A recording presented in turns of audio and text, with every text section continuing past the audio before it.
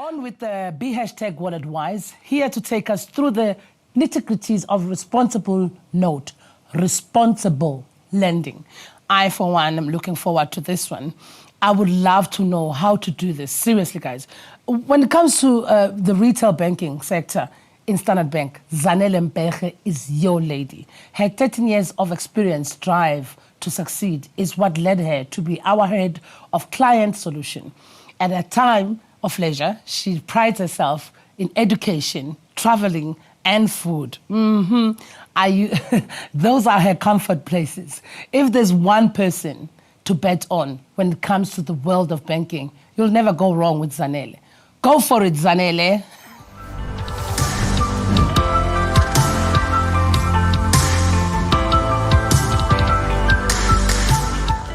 Thank you, Celeste. Good day, everyone. My name is Zanele Mpeche. I'm the head of client solutions for individuals for Standard Bank South Africa. I'm here to speak to you about lending, more specifically responsible lending.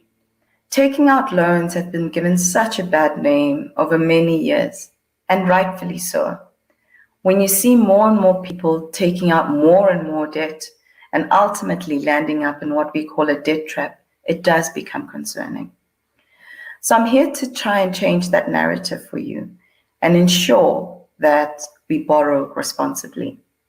There are two important points that I think need to be considered when taking out a loan that really get us to that responsible borrowing. The first one is, what are you going to use that loan for?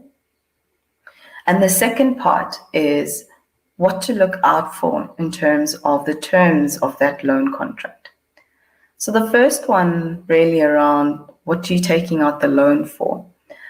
I think it's important that the value of whatever you're taking that out for should not be less than how long you pay the loan off. So let me give you an example of that. Taking out a loan for a washing machine that's going to last you 5 years.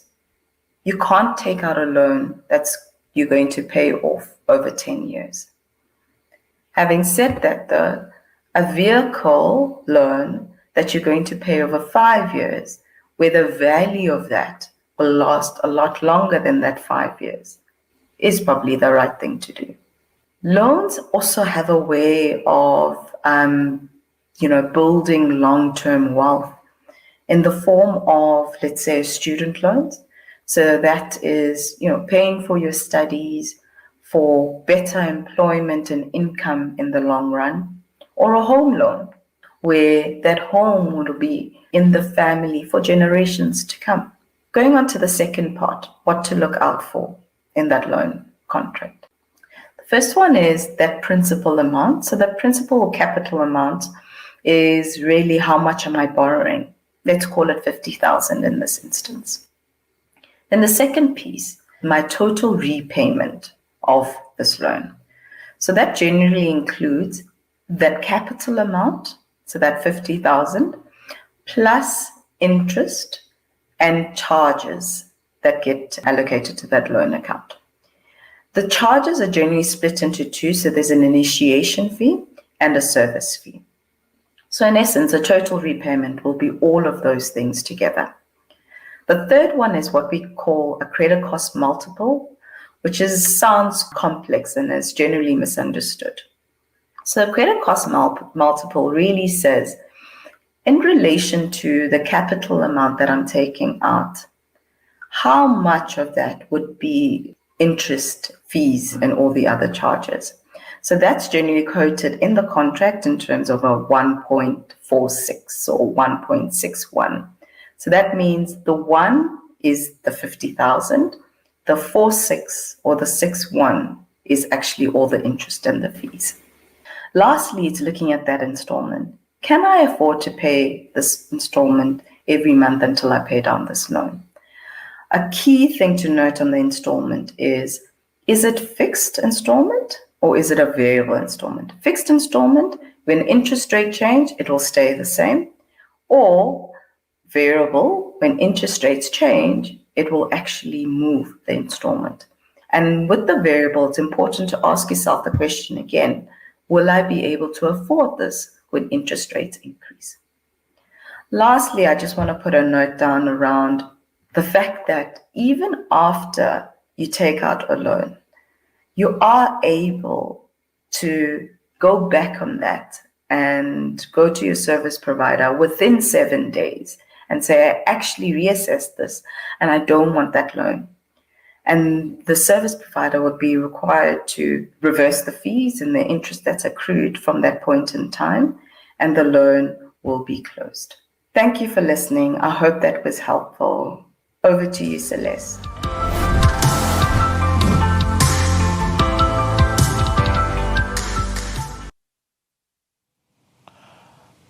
Thank you so much, Zanele. That was a great information to know, because we all want to borrow anything at this point. Absolutely. Yeah, and sometimes we just want to borrow and we don't think about what to pay back. I like that point. Like, think about how much you're going to pay before you borrow. Now, the question that you have, we know we sometimes find money in different dodgy ways.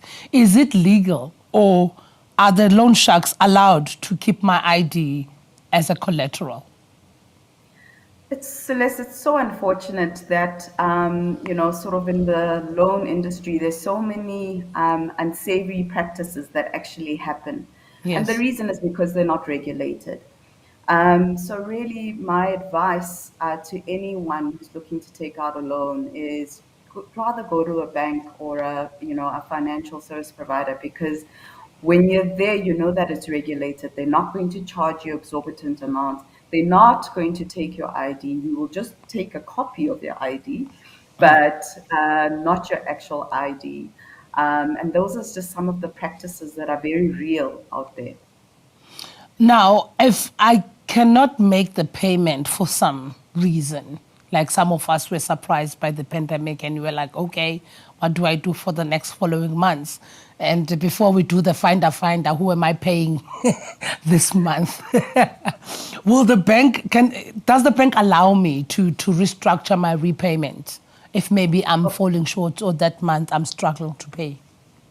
Oh, yes, absolutely. The first thing you should always do if you're not able to meet those repayments is to contact your bank or the financial provider of that loan. Yes.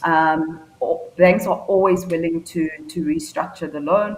So what they generally do is they'll ask you how much you can afford on a monthly basis. Then they'll restructure that loan repayment.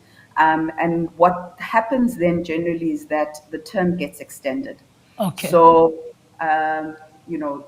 because you're paying less, the term will then obviously just be extended.